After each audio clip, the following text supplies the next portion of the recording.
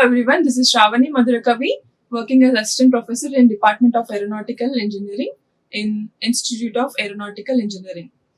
Today in Aerospace Structures Lab, we are going to know about sandwich panel tension test.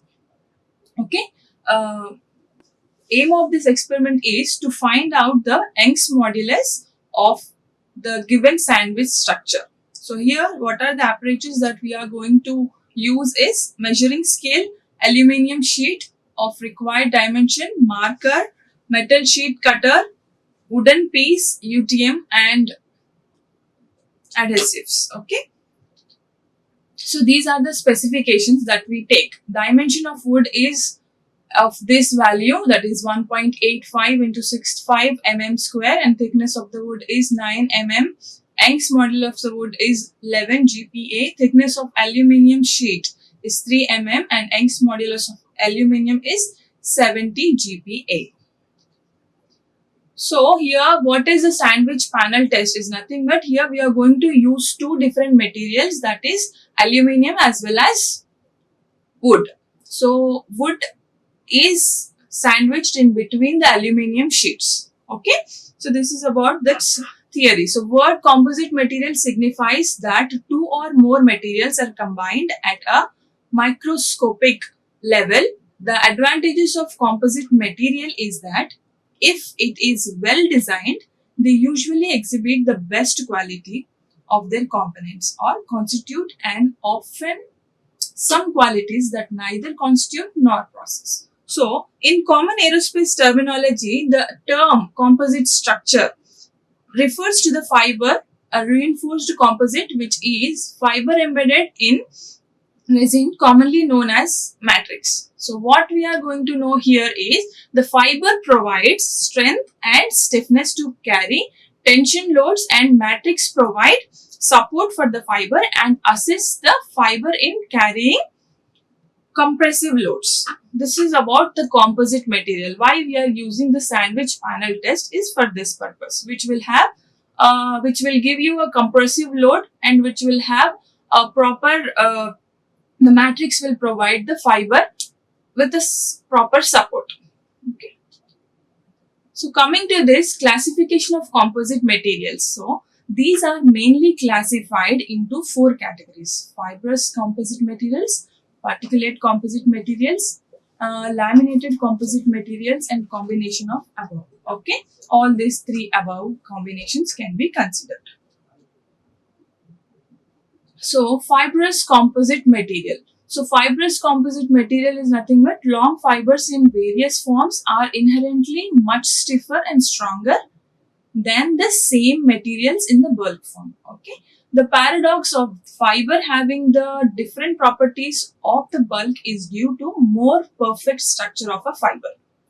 So in fiber, when we take the crystals are aligned along the fiber axis, and moreover there are fewer internal defects in the fiber than in bulk material. So that is the reason we will take the bulk form so that we can have a composite material in a perfect way.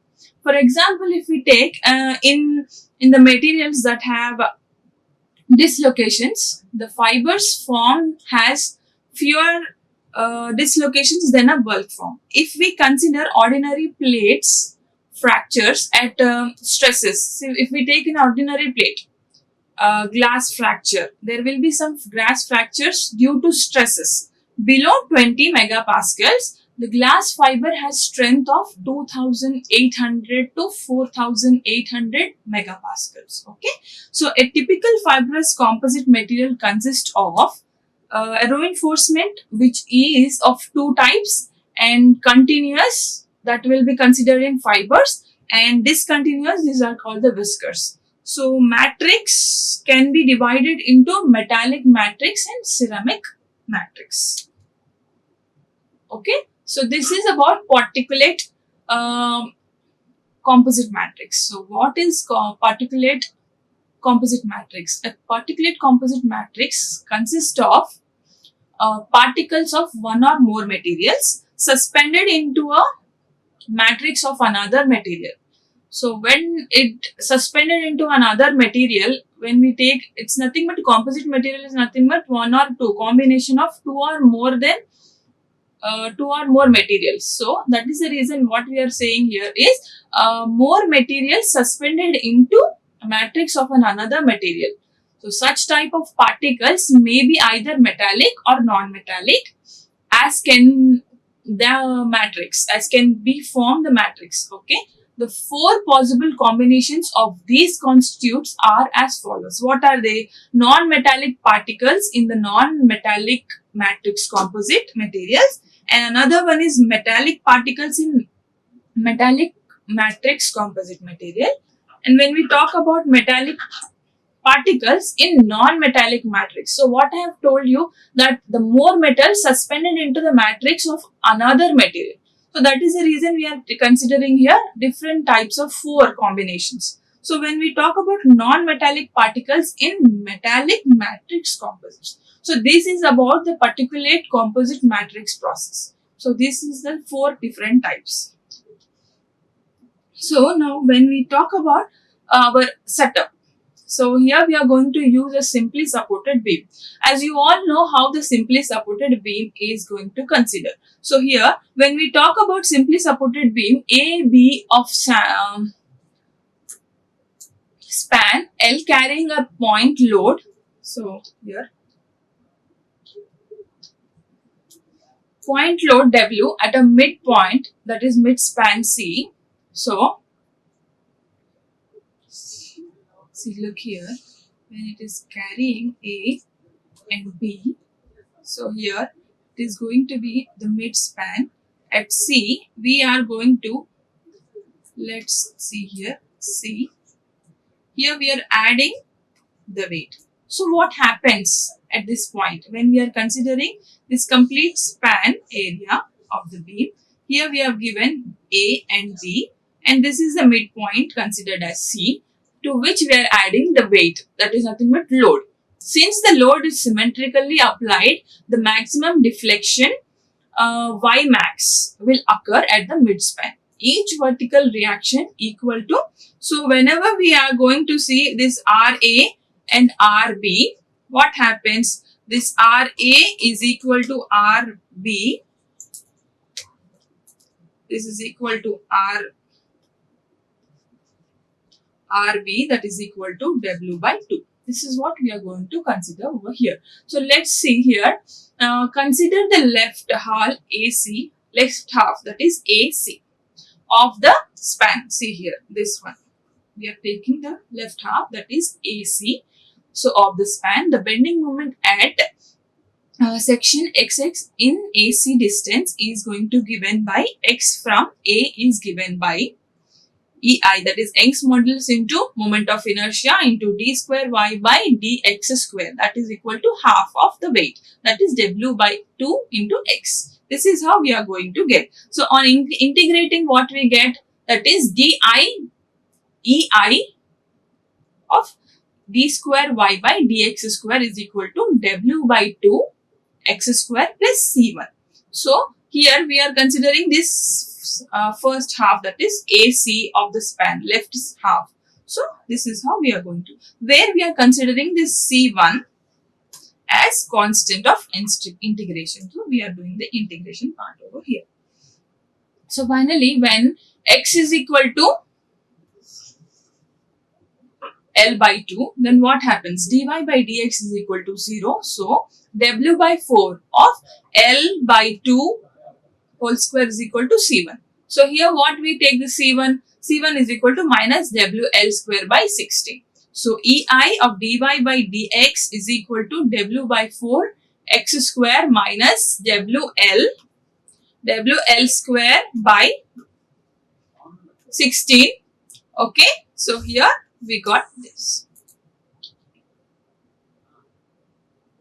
So this is the beam of heterogeneous material. So how we are going to see the following expressions. What is the beam of heterogeneous material? Before going to know what are the different cases, we will know what is the heterogeneous materials of beam. It is commonly, it is a common to reinforce beams to withstand loads greater than normally available or allowable in in some cases, different materials may be used to provide the reinforcement symmetrically deposed about the neutral axis. Okay, the following expressions hold. What are the following expressions that hold in all the cases that we'll know?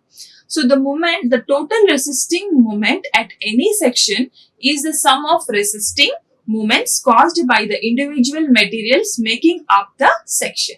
So when we are talking about these sections, what happens? The total resisting moment at any section. Now what we have done, we have made 3 sections, that is A, B and C, midpoint. So when we are talking at the individual sections, what happens? The moment caused by the individual materials making up a section. So thus, if M1 and M2 are resisting moments, then the total resisting moment M is given as what? See, M is equal to M1 plus M2.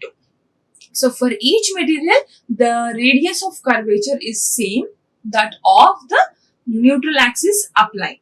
Thus, the bending equation becomes what? Let's get into the experiment.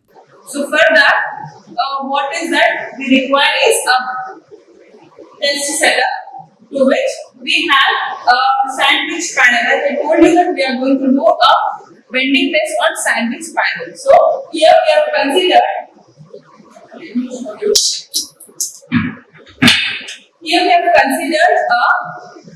beam which is sandwiched, which is of 2 layers is aluminium and another layer is wood.